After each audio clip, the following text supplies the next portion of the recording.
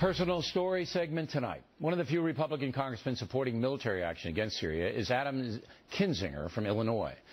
He is an Iraq and Afghanistan war vet, currently serves as a pilot in National Guard. But initially, when the congressman emailed the White House to offer his help, he was ignored. Joins us now from Washington. So they just didn't reply to your email, right, Congressman? Yeah, there was no replying to the email, and look, I'm one of the few Republicans that are outspoken too, and the fact that the White House really made no effort to reach out. Look, I was sworn in January of 2011. Since I've even been reelected, I met my White House liaison probably that first week, and I don't even know who it is anymore. And so this has been a real symptomatic problem with this White House is, you know, for 4.5 years, they have no outreach to Congress. That includes Democrats, and now they're trying to build these bridges like within a week, and they're finding that it's not so easy to do when for the last 4.5 years nobody feels an allegiance to the administration except the zealots, you know, and the power people like Reid and Pelosi. Now, why do you, in the face of so much opposition, support punishing Assad? America for decades has put down basically a red line on chemical weapons. We've never faced chemical weapons on the battlefield since World War I. We had a northern and a southern no-fly zone over Iraq for 12 years under bipartisan administrations because we abhor the use of chemical weapons. I think it is imperative for the United States to send a strong message that the use of chemical weapons will have a cost that is far greater than any benefit you can gain. And I think, you know, what's been proposed, a strike on Syria, look, we should have been involved 2 years ago. This has been a bumbling administration in the Middle East.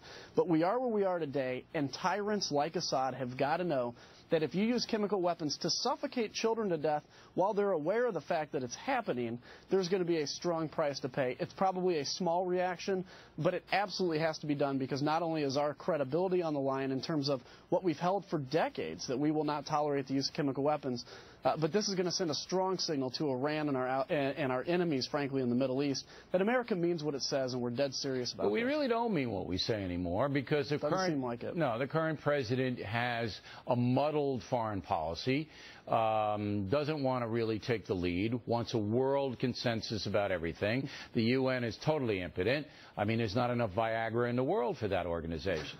And you just have the American people, I think, have come to the conclusion that at this point in history, we don't have the leadership in Washington to carry out this kind of punitive strike. I think they did just say, look, you might want to do it. It might be, you know, Kinzinger is right. It's the right thing to do. But these guys are going to screw it up, and we don't want to be part of that. Oh, I agree. There is an epic lack of trust with the administration right now. But my concern is this. He got reelected. He's the commander-in-chief for the next 3.5 years. If we basically emasculate ourselves to the rest of the world for 3 years, we're in a very bad position. It's going to take a Republican president in 2016 4 or 8 years to even repair the damage done over the next 3 years. So at a time when we see something like this and we see where the president can finally take a stand, we've got to do it. I know there's questions about Benghazi. I have a ton of questions about Benghazi. Questions about how he's handled Egypt and everywhere in the Middle East, early withdrawal from Afghanistan and Iraq and everything. But this is a situation, looking at this in a compartment today, we have to send this strong message that chemical weapons have no place, absolutely no place in this world. We're not going to send it. I mean, now, how much is there, and I'm going to ask Karl Rove the same question. He's coming up a little bit later. There are Republicans who see blood in the water now and go, you know what? If President Obama gets embarrassed here and the House votes against him, if you indeed you do vote, because now that might not even happen, but say it happens and you guys vote him down, that it's worth President Obama being defeated and humiliated. It's worth it, all right, to see him in that position rather than right the wrong in Syria or even try. How do you respond to that?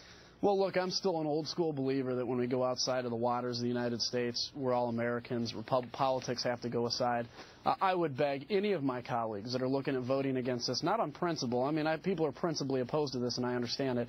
But if you're looking at voting against this because you want to embarrass the president, this is not the time and the place to do this. This has epic ramifications through the rest of the world and frankly through history. In 10 or 20 years, the history books are going to talk about this hugely defining time in world history, and it's going to say, where was America? Was it too fatigued? Was there politics being played? Or did it stand up, even under a bad administration, to the use of chemical weapons? So this goes far beyond politics, and I would implore anybody that wants to just embarrass the president, this is not the time and the place for that. All right, Congressman, we appreciate your point of view. Thanks very much. Plenty more ahead as the factor moves along.